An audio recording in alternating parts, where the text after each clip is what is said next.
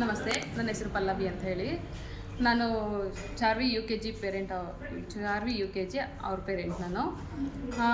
Ambika ಮ್ಯಾಮ್ಗೆ first ಧನ್ಯವಾದಗಳು. ಏಕೆಂದರೆ ಎಲ್ಲ ಶಾಲೆಯಲ್ಲೂ ಶಾಲೆ ಹೇಗೆ ಪ್ರಾರಂಭ ಆಗುತ್ತೆ ಅಂದರೆ, ಶಾಲೆಗೆ ಬರ್ತಾರೆ, ಬಂದ ತಕ್ಷಣ ಇಲ್ಲ ರಾಷ್ಟ್ರಗೀತೆ ಹಾಡ್ತಾರೆ, ಆಮೇಲೆ ಒಳಗಡೆ ಹೋಗ್ತಾರೆ. ಬಟ್ ನಮ್ಮ ಶಾಲೆಯಲ್ಲಿ ಹಾಗಲ್ಲ. ರಾಷ್ಟ್ರಗೀತೆ ಫಸ್ಟು ಮಕ್ಕಳೆಲ್ಲ ಕಮೆಂಟ್ಸ್ ಆದ ತಕ್ಷಣ ಶ್ಲೋಕಗಳು ಹೇಳ್ಕೊಡ್ತಾರೆ, ಭಗವದ್ಗೀತೆ ಹೇಳ್ಕೊಡ್ತಾರೆ, ಆಮೇಲೆ ಹನುಮಾನ್ ಚಾಲೀಸು, ಹಯಗ್ರೀವ ಶ್ಲೋಕ ಹೇಳ್ಕೊಡ್ತಾರೆ. ಈ ಥರ ಎಷ್ಟೋ ಶ್ಲೋಕಗಳು ಹೇಳ್ಕೊಟ್ಬಿಟ್ಟು ಆನಂತರ ಮಕ್ಕಳಿಗೆ ರಾಷ್ಟ್ರಗೀತೆ ಹೇಳ್ಕೊಡ್ತಾರೆ. ತದನಂತರ ಅವತ್ತಿನ ಡೇಟ್ ಕೇಳ್ತಾರೆ ಮಕ್ಕಳಿಗೆ. ಇವಾಗ ಚಿಕ್ಕ ಮಕ್ಕಳಿಗೆ ಇವತ್ತು ಯಾವ ಡೇಟು ಅಂತ ಗೊತ್ತಿರಲ್ಲ, ಏನೋ ಇವತ್ತು ಯಾವ ವಾರ ಅನ್ನೋದು ಗೊತ್ತಿರಲ್ಲ ಅವ್ರಿಗೆ. ನಾವು ಯೂನಿಫಾರ್ಮ್ ಹಾಕಿದ್ರೆ ಹಾಕ್ಕೊತಾರೆ ಬರ್ತಾರೆ.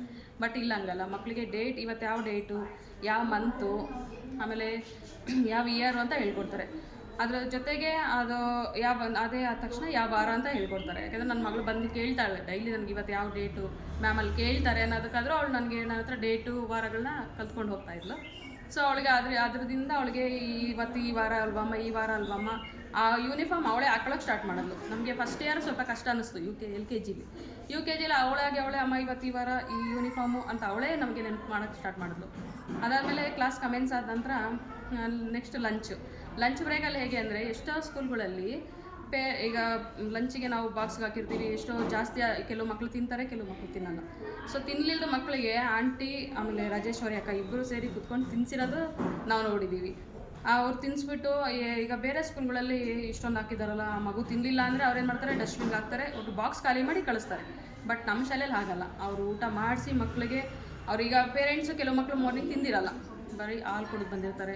ಸೊ ಇವ್ರೇನು ಮಾಡ್ತಾರೆ, ಊಟ ಮಾಡಿಸ್ಬಿಟ್ಟು ತಿನ್ನಿಸ್ಬಿಟ್ಟು ನೆಕ್ಸ್ಟ್ ನೀರು ಕೂಡ ನೆನಪು ಮಾಡಿ ಮಕ್ಕಳು ನೀರು ಕೂಡ ಕುಡಿಸ್ಬಿಟ್ಟು ಕಳಿಸ್ತಾರೆ. ಸೊ ನಮ್ಮ ಬಾಕ್ಸ್ ಹೆಂಗೆ ಖಾಲಿ ಮಾಡ್ತಾರೆ, ಅವರು ತಿನ್ನಿಸ್ಬಿಟ್ಟೇ ಖಾಲಿ ಮಾಡ್ತಾರೆ, ಡಸ್ಟ್ಬಿನ್ಗೆಲ್ಲ ಹಾಕಲ್ಲ. ಸೊ ನಾನಿರೋದು ಸ್ಕೂಲ್ ಪಕ್ಕದಲ್ಲೇ ಮನೆ. ಸೊ ಹಂಗಾಗಿ ನಾನು ಚೆನ್ನಾಗಿ ನೋಡಿದ್ದೀನಿ ಎಲ್ಲದನ್ನು.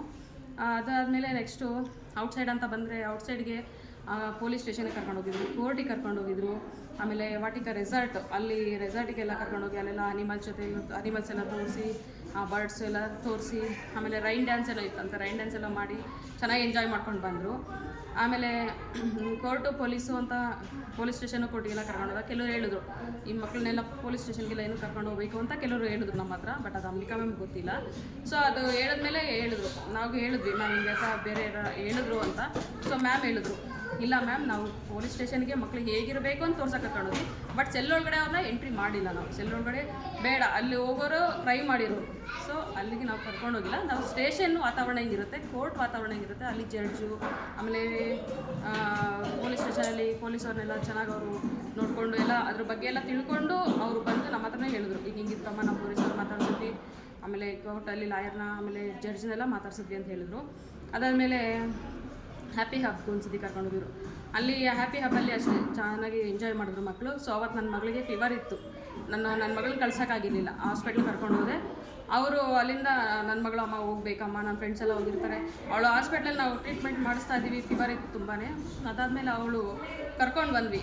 ಅಂಬಿಕಾ ಮ್ಯಾಮ್ಗೆ ಒಂದು ಫೋನ್ ಮಾಡಿದೆ, ಮ್ಯಾಮ್ ಇಲ್ಲಿ ಮ್ಯಾಮ್ ಹ್ಯಾಪಿ ಹಬ್ಬಲ್ಲಿದ್ದೀವಿ, ಮ್ಯಾಮ್ ಚಾರ್ವಿ ಹಿಂಗೆ ಬರಬೇಕು ಅಂತ ಆಟ ಮಾಡ್ತಾಯಿದ್ದಾರೆ. ಸೊ ಕರ್ಕೊಂಬನ್ನಿ ಮ್ಯಾಮ್, ಪರವಾಗಿಲ್ಲ, ನಾವಿದ್ದೀವಿ, ನಾವು ನೋಡ್ಕೊತೀವಿ, ನಾನು ಕೇರ್ ಮಾಡ್ತೀನಿ ಅಂತ ಹೇಳಿದ್ರು ಅವರು. ಸೊ ಅದಕ್ಕೆ ನಾನು ಆಮೇಲೆ ಕರ್ಕೊಂಡು ಬಂದು ಡೈರೆಕ್ಟ್ ಹಾಸ್ಪಿಟ್ಲ ನಾವು ಮನೆಗೆ ಬರಲಿಲ್ಲ, ಅಲ್ಲೇ ಹ್ಯಾಪಿ ಹಬ್ಬಲ್ಲೇ ಅವಳಿಗೆ ಸಿರಪ್ ಎಲ್ಲ ಕೊಟ್ಬಿಟ್ಟು ಆಮೇಲೆ ನಾನು ಹ್ಯಾಪಿ ಹಬ್ಬಲ್ಲಿ ಬಿಟ್ಟೆ. ಅವಳು ಅದ್ರ ಬಗ್ಗೆ ಎಲ್ಲ ಅಲ್ಲಿ ಚೆನ್ನಾಗಿ ಆಟ ಆಡಿದ್ಲು. ಸೊ ಅಲ್ಲಿಂದ ಕರ್ಕೊಂಬಂದ ತಕ್ಷಣ ಅವಳಿಗೆ ವಾಮಿಟಿಂಗ್ ಆಯಿತು. ವಾಮಿಟಿಂಗ್ ಆದ ತಕ್ಷಣ ಫಸ್ಟ್ ಅವಳಿಗೆ ಅವರೇ ಜ್ಯೂಸ್ ಕೊಟ್ಟರು, ಹುಷಾರಿಲ್ವಲ್ಲ. ಸೊ ಜ್ಯೂಸ್ ಕೊಟ್ಟರು, ಜ್ಯೂಸ್ ಕುಡಿದ್ಮೇಲೆ ಅವಳು ಸ್ವಲ್ಪ ಆರಾಮಾಯಿತು. ಆಮೇಲೆ ಫಸ್ಟ್ ನನಗೆ ಕಾಲ್ ಮಾಡಿ, ಮ್ಯಾಮ್ ಹಿಂಗೆ ವಾಮಿಟಿಂಗ್ ಆಯಿತು, ಜ್ಯೂಸ್ ಕೊಟ್ಟಿದ್ದೀವಿ, ನೀವು ಕರ್ಕೊಂಡು ರೆಸ್ಟ್ ಮಾಡಿಸಿ ಅಂತ ಹೇಳಿದ್ರು. ಸೊ ಹಿಂಗೆ ನಮ್ಮ ಶಾಲೆ ಈ ಥರ ಇತ್ತು. ನೆಕ್ಸ್ಟು ಇದೇ ಥರ ತೊಗೊಂಡ್ರೆ ಈಗ ಕಲರ್ಸ್ ಡೇ, ಅದು ರಿಪಬ್ಲಿಕ್ ಡೇ ಎಲ್ಲ ಮಾಡ್ತಾರೆ, ಪ್ರತಿಯೊಂದು ಹಬ್ಬನೂ ಸೆಲೆಬ್ರೇಷನ್ ಮಾಡ್ತಾರೆ. ಈ ಬೇರೆ ಕಡೆ ಎಲ್ಲ ಓಣಂ ಅಲ್ಲಿ ಇಲ್ಲಿ ಈಗ ನಾವು ನೋಡಿರಲ್ಲ, ಅಲ್ಲಿ ಈ ಥರ ಯಾವ ಥರ ಡ್ರೆಸ್ ಎಲ್ಲ ಇರ್ತೈತೆ ಆ ಥರ ಎಲ್ಲ ವೇರ್ ಮಾಡಿಸಿ ಶಾಲೆಯಲ್ಲೇ ಮಾಡೋದ್ರಿಂದ ನಮ್ಮ ಮಕ್ಳಿಗೂ ಗೊತ್ತಾಗುತ್ತೆ ಬೇರೆ ಹಬ್ಬಗಳು ಯಾವ ಥರ ಇರುತ್ತೆ. ಇವಾಗ ನಾವು ಮಾಡೋ ಹಬ್ಬಗಳು ಬಿಟ್ಟು ಬೇರೆ ಹಬ್ಬಗಳು ಹೆಂಗಿರುತ್ತೆ ಅಂತಲೂ ನೋಡ್ತಾರಲ್ವ. ಸೊ ಮಕ್ಳಿಗೆ ಎಲ್ಲ ರೀತಿಯೂ ಗೊತ್ತಾಗುತ್ತೆ. ನೆಕ್ಸ್ಟು ಇವಾಗ ಆಟ ಆಡಿಸ್ತಾರಲ್ವ, ಕಲರ್ಸು ಅದು ಇದು ಎಲ್ಲ ಮಕ್ಕಳಿಗೆ ಮೈಂಡ್ಲಿನೂ ಅವ್ರಿಗೆ ಮೆಂಟಲಿ ಮಕ್ಳಿಗೆ ಶಾರ್ಪ್ ಇರುತ್ತೆ. ಆಮೇಲೆ ಅವ್ರಿಗೆ ಕಲರ್ಸ್ ಬಗ್ಗೆ ಐಡೆಂಟಿಫೈ ಆಗುತ್ತೆ. ಆಮೇಲೆ ಆ ಆಟ ಆಡೋದ್ರಿಂದ ನಾವು ಏನೇನು ಕಲಿಬೋದು ಅನ್ನೋದು ಅವ್ರಿಗೆ ಆಸಕ್ತಿ ಇರುತ್ತೆ. ಸೊ ಆಟ ಆಡ್ತಾನೆ ಎಲ್ಲನೂ ಕಲಿಸ್ಕೊಡ್ತಾರೆ ಹಿಂಗೆ. ಆಮೇಲೆ ಅಂಬಿಕಾ ಮ್ಯಾಮ್ ಆಗಿರ್ಬೋದು, ಗಾಯತ್ರಿ ಮ್ಯಾಮ್ ಆಗಿರ್ಬೋದು, ಶೋಭಾ ಮ್ಯಾಮ್ ಆಗಿರ್ಬೋದು, ಪೂರ್ಣಿ ಮ್ಯಾಮು, ಭಾರ್ಗವಿ ಮ್ಯಾಮು, ಆಮೇಲೆ ಆಂಟಿ ಲಿಖಿತಾ ಮ್ಯಾಮು, ರಾಜೇಶ್ವರಿ ಅಕ್ಕ, ಆಮೇಲೆ ಇವರು ಭವಾನಿ ಮ್ಯಾಮ್, ಭರತನಾಟ್ಯ ಮ್ಯಾಮ್, ಎಲ್ಲರೂ ತುಂಬ ಚೆನ್ನಾಗಿ ನಮ್ಮ ಮಕ್ಕಳನ್ನ ಒಂದು ಫ್ರೆಂಡ್ಸ್ ಥರನೇ ಅವ್ರ ಮಕ್ಕಳ ಥರನೇ ಕೇರ್ ಮಾಡಿ ಹೇಳ್ಕೊಡ್ತಾರೆ. ಸೊ ಹಂಗಾಗಿ ಮಕ್ಕಳಿಗೆ ಶಾಲೆ ಅನಿಸಲ್ಲ ಆಗಿರ್ಬೋದು. ಇನ್ನೊಂದು, ಇವಾಗ ನಾವು ಎಜುಕೇಷನ್ ಒಂದೇ ಪರ್ಪಸಲ್ಲಿ ನಾವು ಮಕ್ಕಳನ್ನ ಕಳಿಸ್ಬಾರ್ದು. ಏಕೆಂದರೆ ಇವಾಗ ಎಜುಕೇಷನ್ ಒಂದರಲ್ಲೇ ನಾವು, ಎಜುಕೇಷನ್ ಅನ್ನೋದು ಸಾಗರ ಅಲ್ವಾ, ನಾವು ಅದರಲ್ಲೇ ನಾವು ಅಚೀವ್ ಮಾಡ್ಸೋಕೆ ತುಂಬ ಕಷ್ಟ ಮಕ್ಕಳಿಗೆ. ಅದು ಈಗಿರೋ ಜನ್ರೇಷನಲ್ಲಿ ಇನ್ನೂ ತುಂಬಾ ಕಷ್ಟ. ಸೊ ಅದಲ್ಲದೆ ಬೇರೆ ಕಲ್ಚರ್ ಆ್ಯಕ್ಟಿವಿಟೀಸಲ್ಲಿ ನಾವು ಮಕ್ಕಳನ್ನ ಹುಡುಗಡಿಸಿದಾಗ ಏನಾಗುತ್ತೆ, ಇವಾಗ ಭರತನಾಟ್ಯಂ, ನನ್ನ ಮಗಳನ್ನ ಇಲ್ಲಿ ಭರತನಾಟ್ಯ ಇದೆ, ಶ್ಲೋಕ ಇದೆ, ಆಮೇಲೆ ಮ್ಯೂಸಿಕಲ್ ಕ್ಲಾಸ್ ಇದೆ. ಸೊ ನಾನು ಭರತನಾಟ್ಯ ಜಾಯ್ನ್ ಮಾಡಿದ್ದೀನಿ. ಭರತನಾಟ್ಯ ಅವಳಿಗೆ ಹೆಂಗೆ ಅಂದರೆ, ನಾವು ಭರತನಾಟ್ಯ ಎಜುಕೇಷನ್ ಕೋಟದಲ್ಲಿ ಭರತನಾಟ್ಯ ಕೂಡ ಒಂದು ಆ್ಯಡ್ ಆಗುತ್ತೆ. ಸೊ ಅದರಿಂದ ಅದು ಅವ್ರಿಗೆ ಫ್ಯೂಚರಲ್ಲಿ ಕೂಡ ಯೂಸ್ಫುಲ್ ಇದೆ.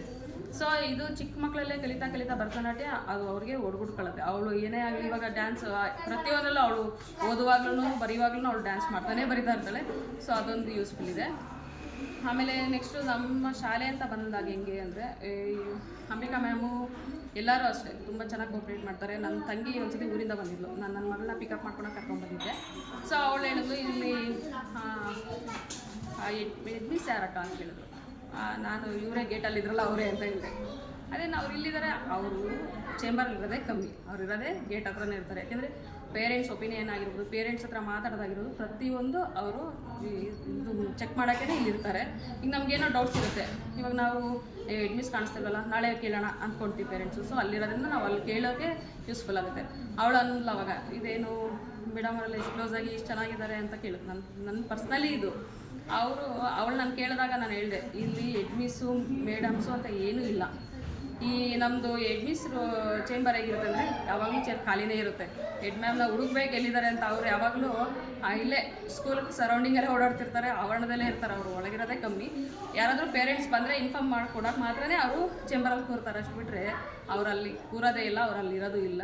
ಸೊ ಹಂಗಾಗಿ ಎಡ್ಮಿಸ್ಗೂ ಮೇಡಮ್ಗೂ ಇಲ್ಲಿ ಆಂಟಿಗಳಿಗೂ ಯಾವುದೇ ವ್ಯತ್ಯಾಸ ಇಲ್ಲ. ಎಲ್ಲರೂ ಅಷ್ಟು ಫ್ರೆಂಡ್ಲಿಯಾಗಿ ಅಷ್ಟು ಚೆನ್ನಾಗಿದ್ದಾರೆ. ಅದಾದಮೇಲೆ ನೆಕ್ಸ್ಟು ನಾನು ಎಲ್ಲ ಮ್ಯಾಮ್ಗೂ ಧನ್ಯವಾದ ಹೇಳ್ತೀನಿ. ಇನ್ನೊಂದು ಸೃಜನಾ ಅಂಬಿಕಾ ಮ್ಯಾಮ್ ಮಗಳು. ಯಾಕೆ ಸೃಜನಾ ಹೇಳ್ತೀನಿ ಅಂದರೆ, ಸೃಜನಾ ತುಂಬ ಮೃದು ಸ್ವಭಾವ.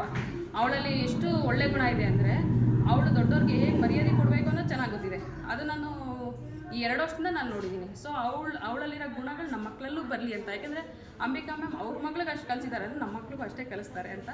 ನೆಕ್ಸ್ಟು ಅಂಬಿಕಾ ಮ್ಯಾಮ್ಗೆ ಇನ್ನೊಂದೇನು ಹೇಳ್ತೀನಿ ಅಂದರೆ, ಮ್ಯಾಮ್ ದಯವಿಟ್ಟು ನೀವು first standard, second, 7th class open ಮಾಡಿ. ನಮಗೆ ಬೇರೆ ಸ್ಕೂಲ್ಗೆ ಹಾಕೋಕ್ಕೆ ನಮ್ಗೆ ದಯವಿಟ್ಟು ಇಷ್ಟ ಇಲ್ಲ.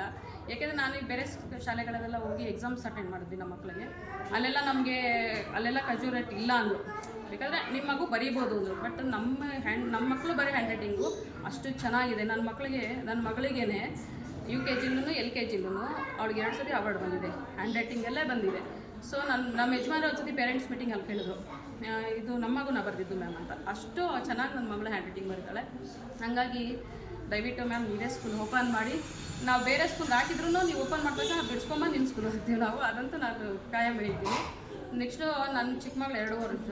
ಅಂಬಿಕಾ ಮ್ಯಾಮ್ ಹೇಗೆ ಅಂದರೆ, ಅವಳಿಗೆ ಅದು ತುಂಬ ಚೆನ್ನಾಗಿ ರೂಢಿಯಾಗ್ಬಿಟ್ಟಿದೆ ಈ ಸ್ಕೂಲನ್ನು. ನಾವು ನೆಕ್ಸ್ಟ್ ಹಾಕೋದು ನಮ್ಮ ಮಗುನ ಇದೇ ಸ್ಕೂಲ್ಗೆ ಹಾಕ್ತೀವಿ.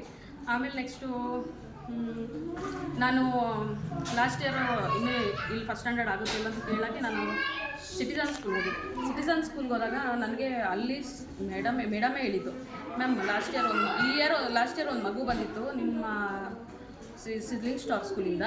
ಆ ಮಗು ತುಂಬ ಚೆನ್ನಾಗಿ ಕೊಟ್ಟಿದ ತಕ್ಷಣ ಪೇಪರ್ ಎಷ್ಟು ನೀಟಾಗಿ ಬರೀತಂದರೆ, ಅವಳು ಥಿಂಕ್ ಮಾಡಲಿಲ್ಲ. ಪೇಪರ್ ಕೊಟ್ಟ ತಕ್ಷಣ ಕೆಲವು ಮಕ್ಕಳು ಕ್ವಶನ್ ನೋಡಿ ಥಿಂಕ್ ಮಾಡ್ತಾರೆ, ಅವಳು ಥಿಂಕ್ ಮಾಡಲಿಲ್ಲ. ಅಷ್ಟು ಬೇಗ ಫಿನಿಷ್ ಮಾಡಿ ಅಷ್ಟು ಅವಳು ಕಾನ್ಫಿಡೆನ್ಸಲ್ಲಿ ಪೇಪರ್ ರಿಟರ್ನ್ ಮಾಡಿದ್ಲು.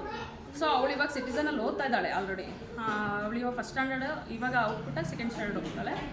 ಅದು ಹಂಗಾಗಿ ಅವ್ರು ನನಗೆ ಹೇಳಿದ್ರು, ತುಂಬ ಚೆನ್ನಾಗಿದೆ. ಸಿದ್ಲಿಂಗ್ ಸ್ಟಾಲ್ ಎಲ್ಲಿದೆಯಪ್ಪ ಅಂದ್ಕೊಂಡ್ವಿ ನಾವು ಅಂದರು. ನಾನು ಅವಾಗ ಇಲ್ಲ ಮ್ಯಾಮ್, ಕಮಾವರಿ ನಗರ ನಮ್ಮ ಮನೆ ಪಕ್ಕದಲ್ಲೇ ಸ್ಕೂಲು ಅಂತ ಹೇಳಿದೆ. ತುಂಬ ಚೆನ್ನಾಗಿದೆ ಮ್ಯಾಮ್, ತುಂಬ ಚೆನ್ನಾಗಿ ಬೇಸಿಕ್ಸ್ ಎಲ್ಲ ಮಕ್ಕಳಿಗೆ ಹೇಳ್ಕೊಡ್ತಾ ಇದ್ದಾರೆ ಅಂದರು. ಬೇರೆ ಶಾಲೆಯವರು ನಮ್ಮ ಶಾಲೆನ ಅಷ್ಟು ಹೊಗಳ್ತಾ ಇದ್ದಾರೆ ಅಂದಾಗ, ಶಾಲೆ ಚಿಕ್ಕದೋ ದೊಡ್ಡದೋ ಮುಖ್ಯ ಅಲ್ಲ, ಅಲ್ಲಿ ಏನು ಕಲಿಸ್ತಾ ಇದ್ದಾರೆ ಅನ್ನೋದು ಮುಖ್ಯ. ಸೊ ಬೇರೆ ಶಾಲೆಯವರು ಈ ಶಾಲೆ ಬಗ್ಗೆ ಅಷ್ಟು ಹೇಳುವಾಗ ನಾವು ಯಾಕೆ, ಈಗ ನಮ್ಮ ಮನೆ ಪಕ್ಕನೇ ಇದೆ ಅದು. ಸೊ ನಾನು ಇನ್ನೊಂದು ವರ್ಷ ಇಲ್ಲೇ ಓದಿಸ್ಬಿಟ್ಟು ನೆಕ್ಸ್ಟ್ ನಾವು ಬೇರೆ ಸ್ಕೂಲ್ ನೋಡೋಣ ಅಂತ ನಾನು UKG ಕೂಡ ನಾನು ಇಲ್ಲೇ ಜಾಯಿನ್ ಮಾಡಿದೆ. ನಾವು ಬೇರೆ ಸ್ಕೂಲ್ಗೆಲ್ಲ ಕರ್ಕೊಂಡೋದಾಗಲೂ ಅಷ್ಟೇ ಎಲ್ಲ ಕಡೆ ನಮಗೆ ರೆಸ್ಪಾನ್ಸ್ ಬಂದಿರೋದು ಸಿದ್ಲಿಂಗ್ ಸ್ಟಾರಲ್ಲಿ ತುಂಬ ಚೆನ್ನಾಗಿ ಬೇಸಿಕ್ ಮಕ್ಕಳು ಕಲಿತಾ ಇದ್ದಾರೆ ಅಂತ. ನಾನು ಒಂದನ್ನೇ ಹೇಳ್ತೀನಿ, ಸಿದ್ಲಿಂಗ್ ಸ್ಟಾರ್ ಒಳಗಡೆ ಕಳಿಸೋದು ನಮ್ಮ ಜವಾಬ್ದಾರಿ. ಅವರು ಹೊರಗಡೆ ವಾಪಸ್ ಕಳಿಸ್ತಾರಲ್ಲ ನಮ್ಮ ಮಕ್ಕಳನ್ನ ನಿಜವಾಗ್ಲೂ ಸ್ಟಾರ್ಸ್ ಆಗಿ ಅಂದರೆ ಈ ಹೊಳೆಯುವ ನಕ್ಷತ್ರಗಳಾಗಿ ಮಾಡಿ ಕಳಿಸ್ತಾರೆ. ಧನ್ಯವಾದಗಳು.